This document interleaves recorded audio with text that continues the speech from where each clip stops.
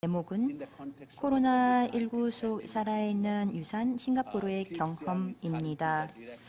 커크 시앙 여님께서는 싱가포르 국립문화유산위원회 과장이십니다.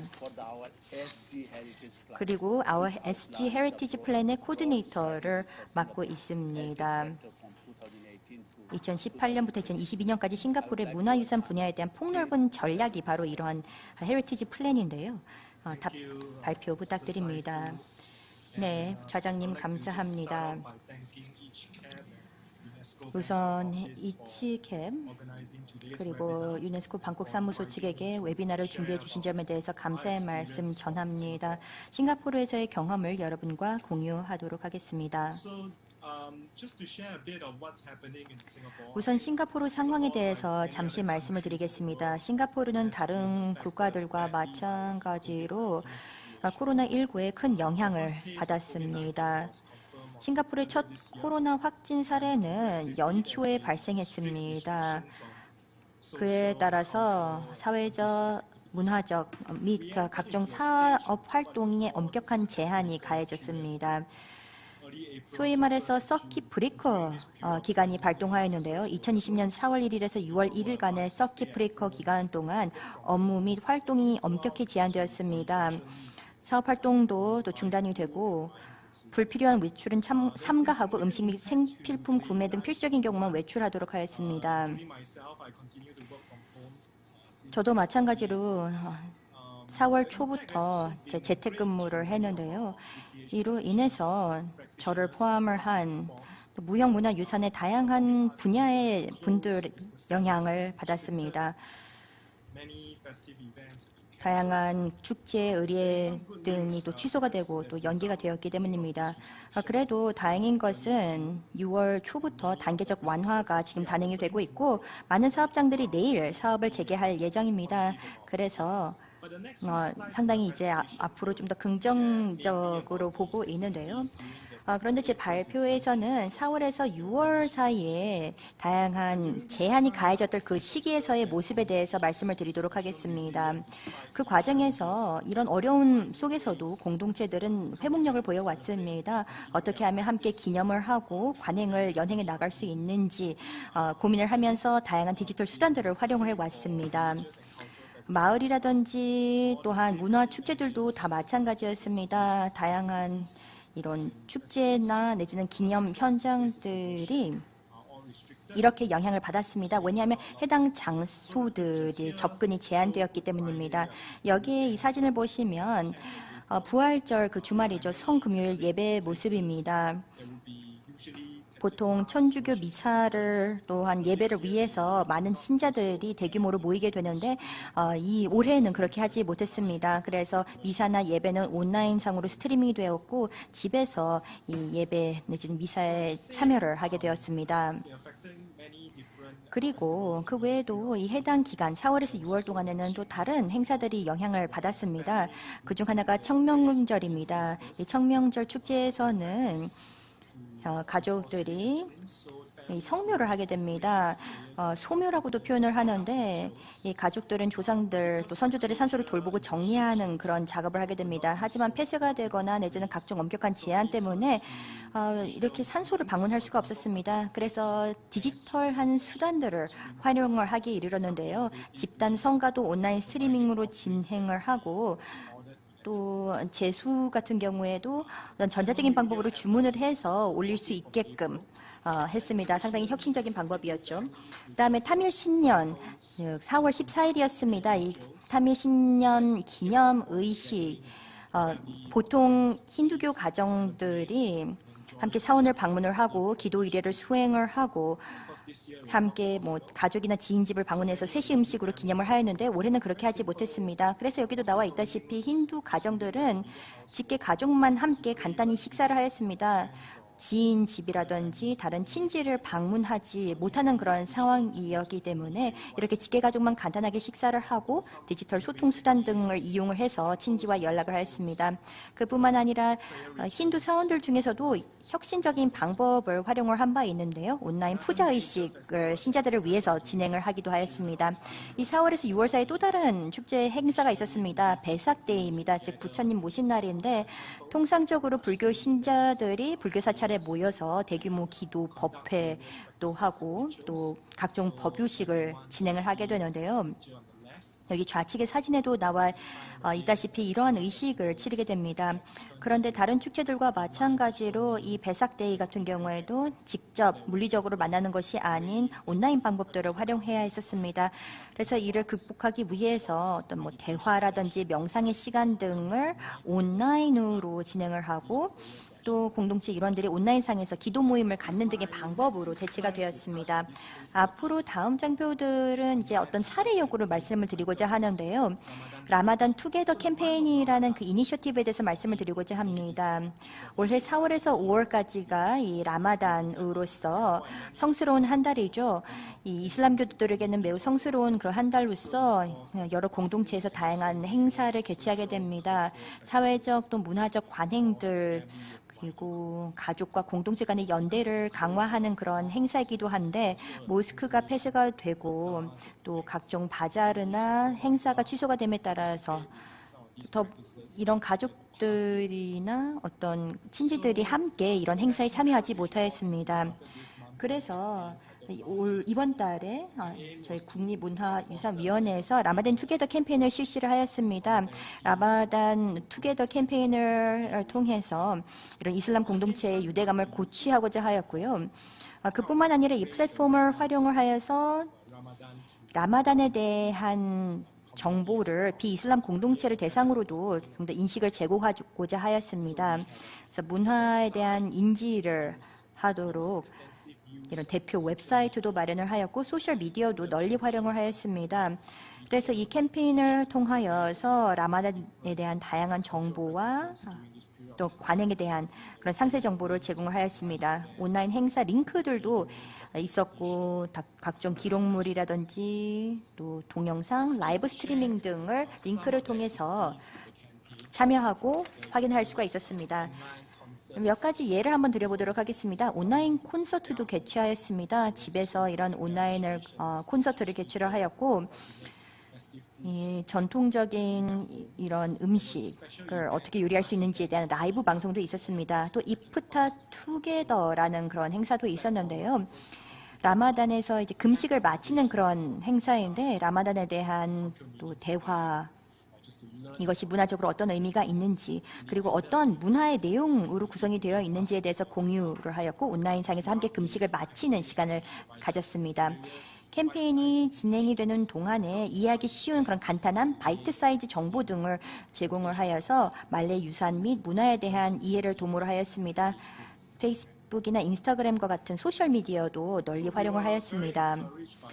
그래서 저희는 사실 이 캠페인에 대한 공동체의 반응을 보고 상당히 고무가 되었습니다. 여기에도 나와 있는데 공동체에서의 제공한 피드백입니다. 저희는 성공적이었다라고 생각했던 이유가 어느 정도 일상을 유지하는 데 일조를 해왔기 때문입니다. 어려운 시기임에도 불구하고 일상을 유지를 하고 공동체가 서로 상호작용을 하고 다양한 제한과 제약이 있지만 관행을 연행할 수 있게끔 해줬기 때문에 성공적이었다고 생각합니다. 코로나 때문에 많이 어려웠는데 이런 것을 어느 정도 이어나갈 수 있게끔 하였고 또 이런 종교적 관행이나 어떤 문화적 관행에 친숙하지 않은 사람들도 다가가게끔 해주었습니다. 이런 온라인 수단이 있었기 때문에 상당히 편리하고 또 손쉬운 방법으로 많은 사람들이 함께하고 또 참여하고 이 관행을 함께 실행할 수 있었다고 생각합니다. 그 외에도 여러 디지털 이니셔티브들이 진행이 되었습니다. 예를 들어서 이렇게 함께 대화를 한다든지 뭐 조리법을 공유를 한다든지 이런 행사들도 있었고요. 또 공예품을 만드는 방법에 대한 다양한 동영상도 게시가 되었습니다. 여기 사진에도 나와 있습니다만 전통적인 게임, 이 전통 게임을 할 수 있는 방법, 그리고 이 게임을 하기 위해서 무엇이 필요한지 집에서 직접 만들 수 있는, 그리고 어떻게 만들면 되는지에 대한 그런 동영상들도 있었고, 그뿐만 아니라 이 해당 기간에 또 어떤 축제들이 또 온라인상으로 진행되고 있는지에 대한 정보도 공유하였습니다. 집에서 시간을 워낙에 많이 보낼 수밖에 없었기 때문에 저희는 이 무형문화 유산에 대한 재미있는 방법들도 모색을 해보았습니다. 여기 상단에도 나와 있습니다만 우리가 구전 전통 및 표현 진흥을 하기 위한 다양한 재미있는 방법들을 고안해 보았습니다. 여기 황새치의 공격, 이 그 하나의 예이고요. 그래서 사람들이 이런 구전 전통에서의 그 이야기를 직접 연기를 하도록 해보았고, 그래서 이런 연기를 콜라주처럼 해서 엮어서 이 동영상 클립을 만들었습니다. 그래서 보시면 재밌는 방법으로 많이들 참여를 할 수가 있고, 여기 보시면 젊은 청년들이 많죠. 그래서 손쉽고 쉽고 편리하고 재밌는 방법으로 젊은 세대라든지 또 아동들이 문화 유산에 대해서 배우고 또 향유할 수 있는 좋은 계기가 되지 않았나라는 생각이 듭니다. 연극과 공연 장소가 폐쇄가 됨에 따라서 또 이러한 것들도 진행을 한 바 있습니다. 이런 가상 콘서트도 개최를 하였는데요. 여기 보시면 싱가포르 차이니즈 오케스트라가 각자 집에서 연주를 하면서 이 가상 콘서트를 개최하는 그런 모습입니다. 그래서 팔로워들을 위한 이런 콘서트를 개최를 하였고요. 자, 싱가포르 헤리티지 페스티벌에 대해서 말씀을 드리겠습니다. 내일부터 시작을 하는데요. 이 페스티벌은 이제 17년 차를 맞이하고 있습니다. 여기에서는 정말 다양한 행사와 이벤트 또 투어 등이 보통 개최가 되는데요. 이 무형문화유산의 다양한 부분들, 역사라든지 또 역사적인 건물, 또 기념비 등도 투어를 하게 되는데, 이 헤리티지 페스티벌은 올해 같은 경우는 100% 온라인, 디지털로 진행을 하게 됩니다. 그래서 내일부터 시작되는 이 축제에서는 무형문화유산 어떤 단체 연행자들 출연하는 각종 프로그램과 공연, 또 온라인 투어, 워크숍 등을 진행을 할 예정입니다. 그래서 이 플랫폼을 이용을 해서 연행자들이 직접 연행을 할 수 있는 하나의 좋은 장이 되기를 바라고, 어려운 이 시기에 많은 사람들의 좀 더 사기를 진작을 하는 데 도움이 되기를 바랍니다. 특히 이런 시기에 공동체들과 또한 여러 사람들이 더 많은 작업들을 하게 되었고, 이 보호에 뭔가 일조를 하고 싶다라고 하는 그런 사람들이 더 많아졌는데요. 여기 보시면 저희의 이제 현지 신문인 스트레이트 타임스에서의 내용입니다. 이렇게 젊은이들, 청년들이 본인들이 무형문화유산을 보호하기 위해서 무엇을 하고 있다, 무엇을 하고자 한다라는 그런 내용인데요. 그래서 여기서 보시면 뭐 서예라든지 내지는 식문화를 지키기 위해서 무엇을 하고 있는지, 이 코로나19 이 시기에 상황을 또 기록하기 위해서 무엇을 하고 있는지에 대한 그런 모습들이 나와 있습니다.